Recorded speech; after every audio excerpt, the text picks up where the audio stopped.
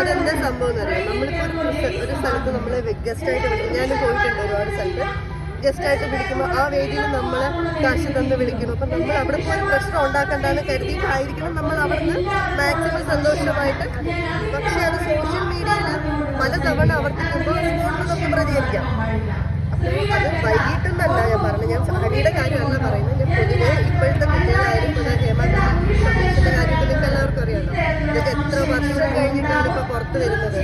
അതേപോലെ ഞാൻ പറയുന്ന പല കാര്യങ്ങളും നമ്മൾ പ്രതികരിക്കേണ്ട സമയത്ത് പ്രതികരിച്ചിരുന്നു എങ്കിൽ ഇന്നിപ്പോൾ പിന്നെ ഈ സോഷ്യൽ മീഡിയയിൽ ഹണിയിടുന്ന ഡ്രസ്സിനെ കുറിച്ച് വളരെ മോശമായിട്ട് എല്ലാവരും പറയുന്നുണ്ട്.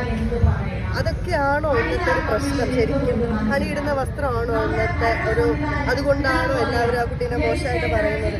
എത്രയോ നമ്മുടെ കുടുംബത്തിൽ തന്നെ എത്രയോ കുട്ടികളുണ്ട് നല്ല ഡ്രസ്സുകളും വളരെ മോശമായിട്ട്, മോശം എന്നുള്ള രീതിയിൽ ഉദ്ദേശിക്കുന്നതെന്ന് വെച്ചാൽ ടീഷർട്ട് അങ്ങനെ ടൈറ്റാണ് ഇപ്പം പുരുഷന്മാർ പറയുന്നത് ഇങ്ങനത്തെ ഡ്രസ്സുകൾ വളരെ മോശമാണെന്ന് പറയുന്ന രീതിയിൽ വസ്ത്രം ധരിക്കുന്ന നമ്മുടെ കുടുംബത്തിൽ തന്നെ ഒത്തിരി പേരുണ്ട്. എന്ന് കരുതി ആ കുട്ടി മോശമല്ല. അവരുടെ വ്യക്തി സ്വാതന്ത്ര്യമാണ് ഒരാൾ എന്തിടണം എന്തിടണ്ട എന്നുള്ളത്.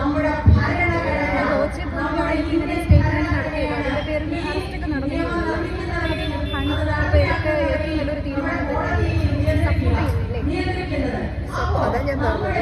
കോച്ച് പോലൊരാള് ഇപ്പം നമ്മൾ പല വേദിയിലും പുള്ളി അത് പറഞ്ഞിട്ടുണ്ട്, പല സ്ഥലത്തും പല ഇന്റർവ്യൂസിലും പുള്ളി അത് എന്റർടൈൻ ചെയ്യിപ്പിക്കുന്ന കുറെ ആൾക്കാരുണ്ട്.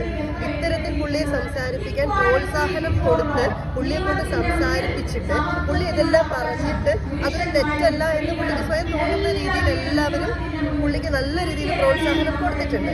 ആ പ്രോത്സാഹനത്തിന്റെ പിന്തുണയിലാണ് പുള്ളി എല്ലാവർക്കും ഇഷ്ടപ്പെടുന്നുണ്ടല്ലോ എൻ്റെ സംസാരം, എല്ലാവരും അത് സപ്പോർട്ട് ചെയ്യുന്നുണ്ട്.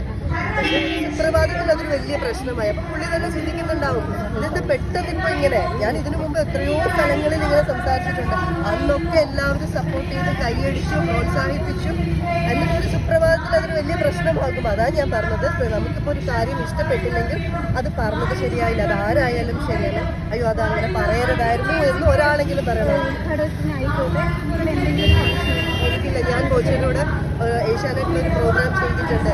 ഒരു ദിവസം ഫുൾ കോച്ചയുടെ കൂടെ ഞങ്ങൾ ഒരുപാട് ആർട്ടിസ്റ്റുകൾ ആ വേദി പങ്കെടുത്തിട്ടുണ്ട്.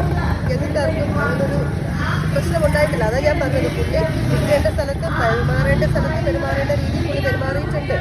അത് പുള്ളി എന്റർടൈൻ ചെയ്യിപ്പിച്ച് ഒരു കൂട്ടം ആൾക്കാർ അതിനെ പ്രോത്സാഹനം കൊടുത്ത്, ഈവൻ സോഷ്യൽ മീഡിയ തന്നെ പുള്ളിക്ക് ഒരുപാട് സപ്പോർട്ട് ചെയ്തിട്ട് ഒരു കൂട്ടം ആൾക്കാർ പ്രോത്സാഹനം കൊടുത്ത്.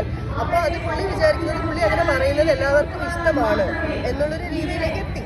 അതാണ് പുള്ളി അങ്ങനെ സംസാരിച്ച് അതൊരു തമാശ എന്ന രൂപയിൽ അതിങ്ങനെ കൊണ്ടുവന്നുകൊണ്ടിരിക്കുന്നത്. പെട്ടെന്ന് അതൊരു വലിയ വിഷയമായി മാറും. അത് വളർത്തിക്കൊണ്ട് വരുന്നതാണ് ഏറ്റവും വലിയ പ്രശ്നം. നമുക്ക് ഒരാൾക്ക് ഒരു കാര്യം പറഞ്ഞത് ഇഷ്ടപ്പെട്ടില്ല, അയ്യോ അത് പറയരുതായിരുന്നു. അതിപ്പോൾ കോച്ചായാലും ശരി, അതിൻ്റെ മുകളിൽ നിൽക്കുന്ന ആരായാലും ശരി, അതിൻ്റെ താഴെ നിൽക്കുന്ന ആരായാലും ശരി. ഞാനിപ്പോൾ പറഞ്ഞ എന്തെങ്കിലും കാര്യം ഇപ്പോൾ സോഷ്യൽ മീഡിയയിൽ നിങ്ങൾ ഇതെല്ലാം പോസ്റ്റ് ചെയ്യും. നാളെ ഞാൻ ഈ പറഞ്ഞത് ഇഷ്ടപ്പെട്ടില്ലെങ്കിൽ അതിനകത്ത് ഒരുപാട് പേര് വന്ന് കമൻറ്റ് ചെയ്യും.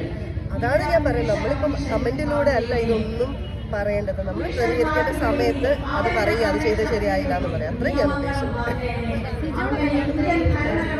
പേഴ്സണലി എൻ്റെ സീസണിലുള്ളവരെ തന്നെ മാത്രമേ എനിക്ക് പരിചയമുള്ളൂ. അതെ, ഫസ്റ്റ് ഷോപ്പ് ശരിക്കും കണ്ടിട്ടുണ്ടെന്നല്ലാണ്ട് പേഴ്സണലി ആരെയും പരിചയമില്ല. അപ്പോൾ കോണ്ടാക്ട് ഉണ്ട്. ഞാനിപ്പോൾ ഈ ഇടയ്ക്ക് റോബിനെ കണ്ടിരുന്നു, കോഴിക്കോട് ഒരു ഫംഗ്ഷൻ റോബിനെ കണ്ടിരുന്നു. ഈ മാസം ഒന്ന് കല്യാണമെന്ന് പറഞ്ഞിരിക്കുന്നത്. പ്രോജക്റ്റ് ഇതാ 20-ാം തീയതി ഷൂട്ട് തുടങ്ങുകയാണ്. പാലക്കാട് വെച്ചിട്ട് ഷൂട്ട് സ്റ്റാർട്ട് ചെയ്യും. ശൈലികം മൂവിയാണ്. അപ്പോൾ 20-ാം തീയതി ഷൂട്ട് സ്റ്റാർട്ട് ചെയ്യും. അങ്ങനെ ബാക്കിയെല്ലാം വഴിയേ നിങ്ങളറിഞ്ഞു. അപ്പോൾ താങ്ക് യു സോ മച്ച്. വന്നതിൽ ഒരുപാട് സന്തോഷം.